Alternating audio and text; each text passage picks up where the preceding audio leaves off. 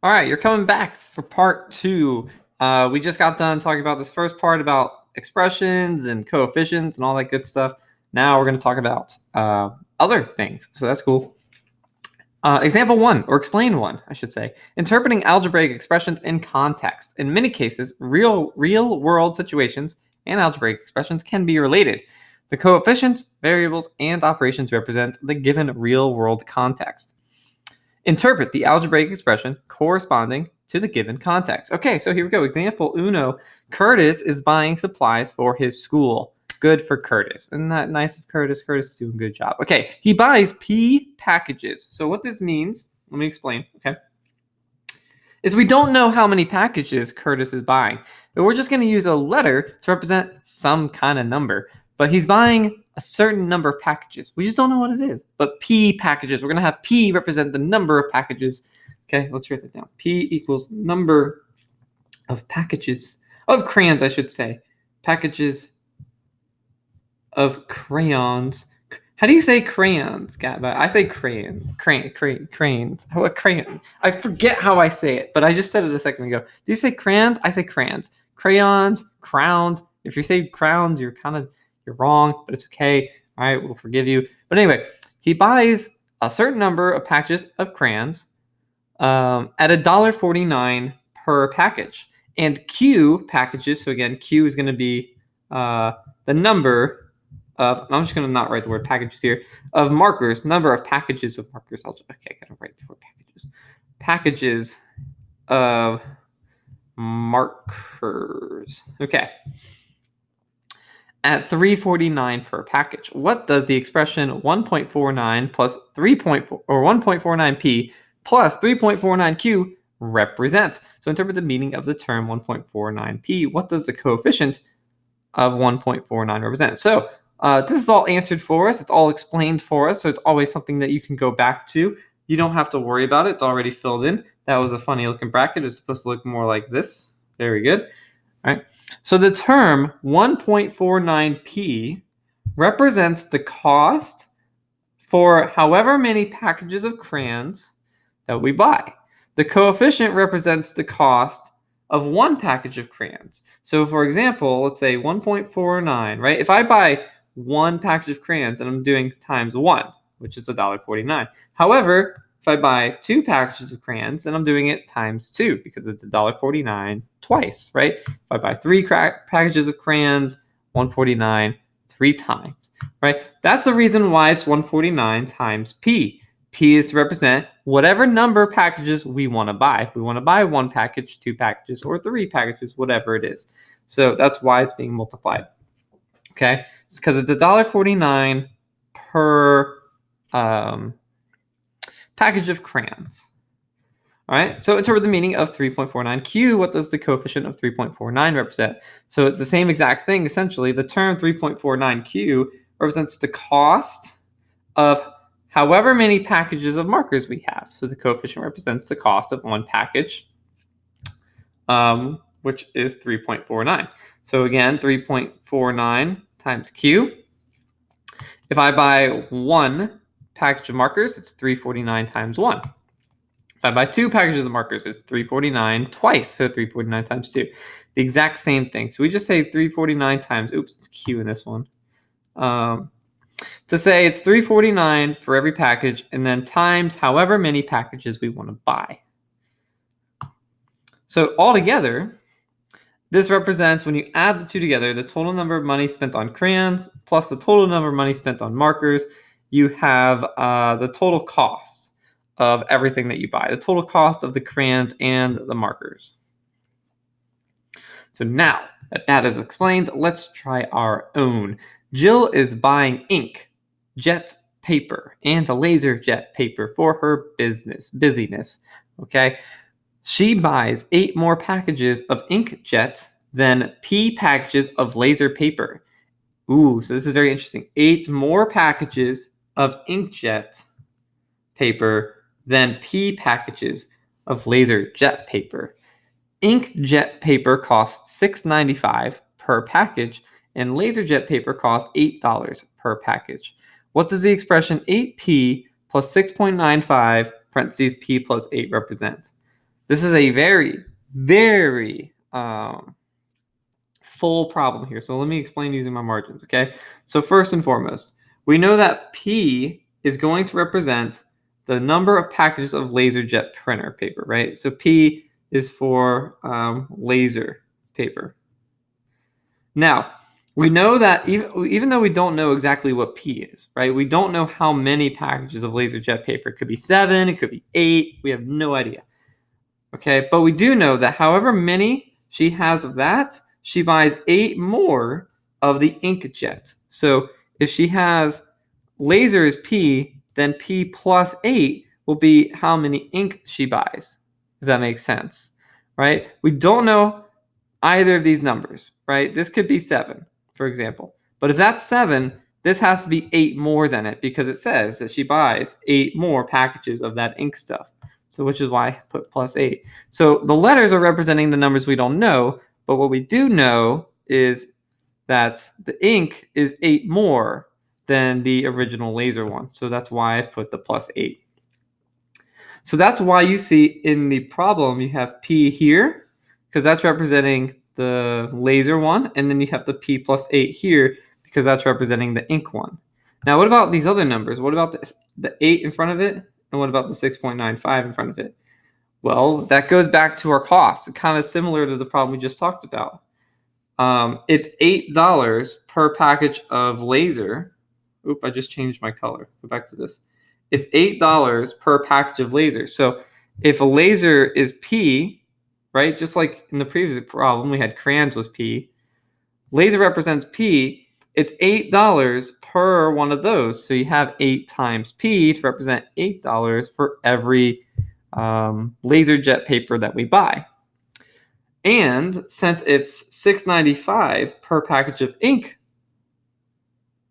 jet paper, then that's why you see the $6.95 being multiplied to the P plus 8, because the P plus 8 represents the number of inkjet paper we buy, and then $6.95 per every single one of those. So that's the perfect explanation for that, essentially. It looks kind of goofy because we have the parentheses P plus 8, but essentially this is kind of like what Q was in the last problem. You know, you had, the last problem had 349 times Q because it's 349 per cost of markers. Here it's like $6.95 per cost of ink jet paper, but inkjet paper, instead of calling it Q, we have it as P plus 8 because we talked about it being 8 more than the laser paper that we got earlier. Laser paper is represented by just P. Okay, so it's a lot of information. It really, really is. But, you know, break it down a little bit. I hope I've done a decent job explaining. If I don't, please let me know. I'd be happy to try and do this again with another example. Well, I'm sure we'll go through plenty. Okay, so let's answer these questions. Interpret the meaning of 8p. What does the coefficient 8 represent? So the term 8p, let me scroll through here. Okay.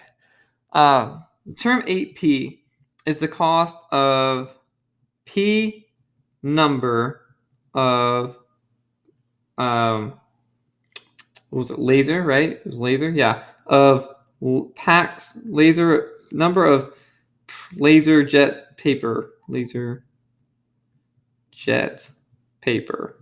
We don't know how many packages we're buying of it, but P is the number of packages that we buy. Now, the coefficient represents the cost. The cost of one of those papers, of one package. So again, when I say 8 times P, I'm saying $8 per laser paper, whatever. It's $8 per. So if I bought one package, then it would be 8 times 1. If I bought 2 packages, it would be 8 times 2. If I bought 3 packages, it'd be 8 times 3. But it's $8 for each one of those. So that's why you have the term 8p. Now let's interpret the meaning of the second expression, 6.95 p plus 8. What do the factors 6.95 and p plus 8 represent? So if we scroll on down, okay, so the overall term together represents the cost of the inkjet paper of inkjet. Now 6.95 represents the cost of just one inkjet paper. Now P plus 8 represents, remember, the P plus 8 all comes from this sentence right here. 8 more packages of inkjet paper than P packages of laserjet paper. So P represents the number of laser papers, but the plus 8 means we're buying 8 more than that number. So it's all together, it's the number of inkjet paper that we buy. So again, for example, if I only bought one laser jet paper, then I'd be buying 8 more inkjet paper, which means I would be buying 9 inkjet paper because I'd have 8 more than that one, right? So that's kind of what it's saying. And 9, of course, is the same thing as 1 plus 8. So it's always taking that number, even if we don't know what that number is for the laserjet paper, we're always taking that number and adding 8 to it to get the number of inkjet paper that we're buying. So altogether here, the expression represents the total cost. When you add them together, you have the total cost. You have the cost for the laser jet and the cost of the inkjet together at the end. So total cost of packages of paper, both types. Okay. Let's see if we can explain this a little bit here. George is buying watermelons and pineapples to make fruit salad. He buys W watermelons at $4.49 each and P pineapples at $5 each. What does the expression 4.49W and 5P represent?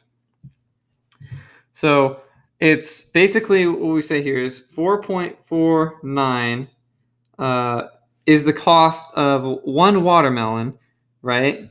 But he's buying W watermelons. We don't know how many, but it's $4.49 per watermelon. So when I put 4.49 times W here, I'm saying $4.49 for every watermelon that I buy. So if I bought one watermelon, it would be $4.49 times 1. If I bought 2 watermelons, it'd be $4.49 times 2. So because I don't know how many watermelons I'm buying, I'm just writing W to say whatever number that I do end up buying, I'm going to multiply it by 4.49 to get the total cost for watermelons. And then, of course, 5P is the exact same thing, but for pineapples. One pineapple costs $5. So 5 times P represents the cost of however many pineapples I buy. If I buy one pineapple, it's 5 times 1, which is just $5, of course. If I buy 2 pineapples, it's $5 each. 5 times 2 make 10. If it's 3 pineapples, it's 5 times 3. That's $15, right? And together, all of it. Oops. Can we go? Oh, okay. Here we go. That's why. All right. Together, when you add them together, it represents the. Ooh, geez, jeepers. What's going on here? Okay. Putting them together, it's the total cost of your fruit salad. However many watermelons and however many pineapples you buy, when you take that and put it all together and add them up, you have how much you're paying in total for all the fruit. So Sandy buys 5 fewer packages of pencils than P packages of pens. So this is very similar to that second example that we worked up there. So let's try to make sense of it. Pencils cost $2.25 per package, and pens cost $3 per package. What does the expression 3P plus 2.25 P minus 5 represent? So keep in mind that the P, I'm just going to explain this more than I write it. P is the number of packages of pens. P packages of pens. So P is for pens. And since, pens cost $3 per package, that's why you see the 3 times P there. Because it's going to be $3 for every package of pens that we buy. So that explains 3P. Now let's get to the other one. The other expression, or the other term, is this. So p minus 5, this is covering our pencils because we're buying 5 fewer packages of pencils than pens. So however many pens I buy, I'm having that number but taking away 5. I'm buying 5 fewer. So even though I don't know what p is, I know that my number of pencils will be the same thing but subtracting 5. I buy 5 less than. So that's why we have p minus 5 to indicate our pencils. We're buying 5 packs fewer than the number of packages of pens that we buy. And of course, because this represents the number of pencils we buy, 225 times that represents the fact that we're paying $2.25 per package of pencils. So p minus 5 together represents the number of packages of pencils, and 225 times that is just the cost in total. Just like 3 times p was the cost in total for pens, 225 times p minus 5 is the total cost for pencils. And of course, when you add everything together, you have the total cost of your school supplies there, your pencils and your pens. Okay, so let me see. I'll talk about this quickly. I don't want to spend too much time on it because I really want to get down to this stuff. But here we go. So comparing algebraic expressions. So given 2 algebraic expressions involving 2 variables, we can compare whether one is greater or less than the other. We can denote the inequality between the expressions by using the less than or greater than symbols. If the expressions are the same or equivalent expressions, we say equal sign. So suppose x and y give the populations of 2 different cities where x is greater than y. So this is saying that x is more than the y. Compare the expressions to tell which of the given pair is greater.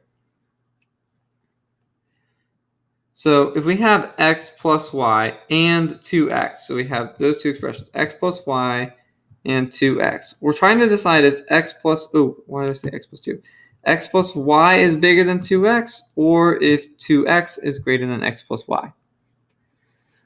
Okay, now the answer here is that 2x is greater. Now, how do we know that? This is very strange, but let me talk. This is a very logic problem than it is a math problem. First, I want you to keep in mind that 2x is the same thing as x plus x. You with me?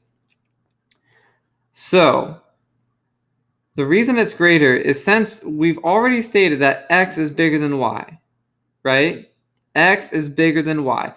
So, if you look at these 2 expressions, they both start with x plus, right? So we both know that would be the same. But since x is bigger than y, if I add x again to this side, it's going to be more than whatever number I'm adding to this side. Because remember, it says it there, x is bigger than y.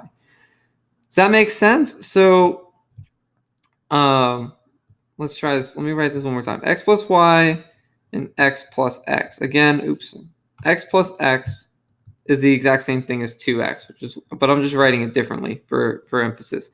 So x plus, we already know that this is the exact same thing. But remember, because x, right here, it says x is bigger than y. That means I'm adding a bigger number to this side than I would be adding to this side because x is going to be a bigger number than y, as stated there. So that's why the 2x side is bigger. Okay? It's a very weird thing, but it's a logic thing, and it's kind of fun to think about. It's like a good little puzzle to solve. Let's try B. X divided by y and y divided by x. Since x is bigger than y, okay. So x is bigger than y, right? Remember, x is bigger than y. If x is bigger than y, so think of it like, imagine it was 7 and 6, right? X being 7 and y being 6. You can actually play around with some numbers if it helps. Then x divided by y would be 7 divided by 6. But the other way around, y divided by x, if you had y divided by x, then you would have 6 divided by 7. This fraction is clearly bigger than this one because you have more than one, right? 7 divided by 6 is like 1 point something, whereas this would be a decimal, like 0.8 something. The x divided by y will be more than or greater than, however you want to say it. And the y divided by x will be less than or smaller than.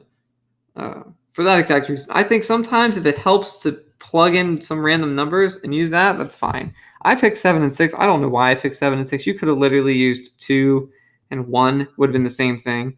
X divided by y, you'd have 2 over 1, whereas y divided by x would be 1 over 2. You can clearly tell that the 2 divided by 1 is bigger than 1/2. So that might help. That might help. Plugging in numbers might help. Okay, I'm going to skip these other ones because I really want to focus my attention on this. So modeling expressions and context. The table shows some words and phrases associated with the 4 basic arithmetic operations. These words and phrases can help you translate a real-world situation into an algebraic expression. So this is for like word problems, okay? Addition, the sum of, added to, plus, more than, increased by, total, all together.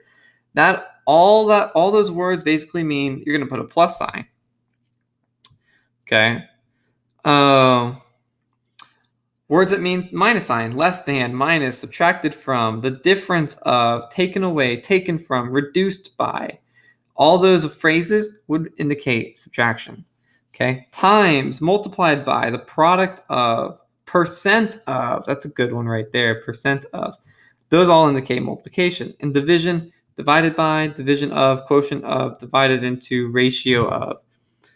All those include division. Ratio is also a pretty important one to reference there. So let's talk about a few of these examples. So write an algebraic expression to model the given context. Give your answer in simplest form. So the price of an item plus 6% sales tax. This is our problem. This is what we're trying to write out. Now, the price of an item. We do not know the price of an item, so we call that simply P, the price of our item. It could be anything, but we're going to use P just to indicate that part of our statement. Plus, obviously plus goes without saying. That's where the plus sign comes from. 6% sales tax. So 6%. Now, this is very, very important that we understand this. 6%.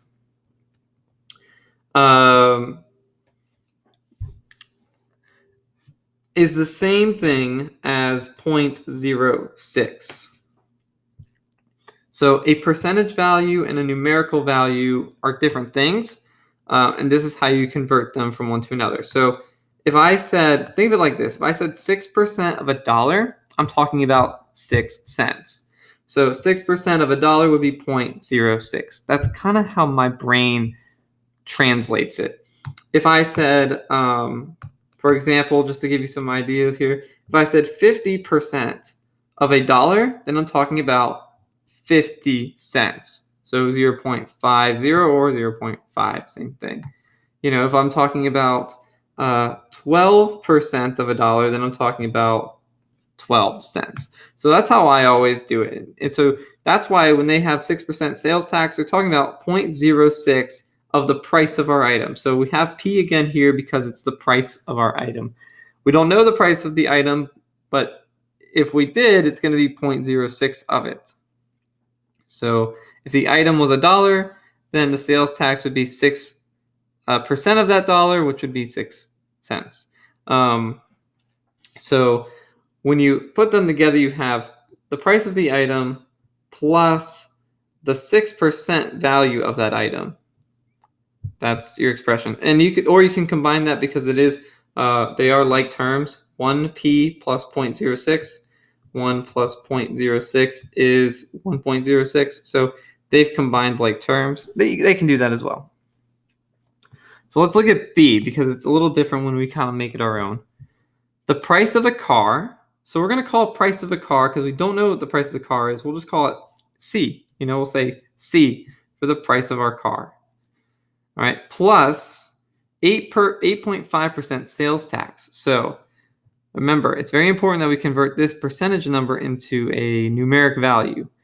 So this is a little bit different because it already has that decimal. It's the same thing we did earlier. Let me show you this. So 6%. Let me show you a different way. It's 6% is 6 point nothing, right? The decimal, move it 2 places to the left, and you get your value for the problem, that 0.06 that I talked about. So if it helps, anytime you want to go percent to a regular number, you just have to move the decimal to the left. So here's a percent. I know it's a percent because it says percent. I have to move that decimal 2 places left. So 1, 2. So it's going to go here, and I got to fill in that gap with the 0. So what did they write on the paper here? I want to make sure I do it the same way they did it. Well, they write, first off, they just write the word 8.5% sales tax. But on the next line down is where they put 0.085 to indicate what I've just done here, converting the percentage now into a regular number.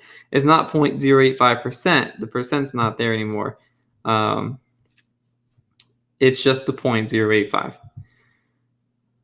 So the expression altogether is, I should say C, 0.085C, because it's 8.5% of the cost of the car. It's not just 0.85 random. It's of the cost of the car. So the expression is going to be C plus 0.085C, which again, they are like terms. It is 1C plus 0.085C. So altogether, it can be written as 1.085C. However, whatever really works for you, however you want to write it. Okay. All right.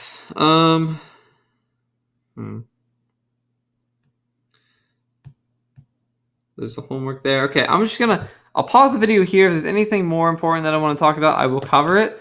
But I know this video is getting kind of long. I don't want to drag it out forever. So I'll just see you guys in the next video. If you want to see the homework, just scroll up. You'll see the homework problems written on this OneNote. All right. Or if you're not on the OneNote, please go to the OneNote. You can see the homework problems there. All right. See you guys.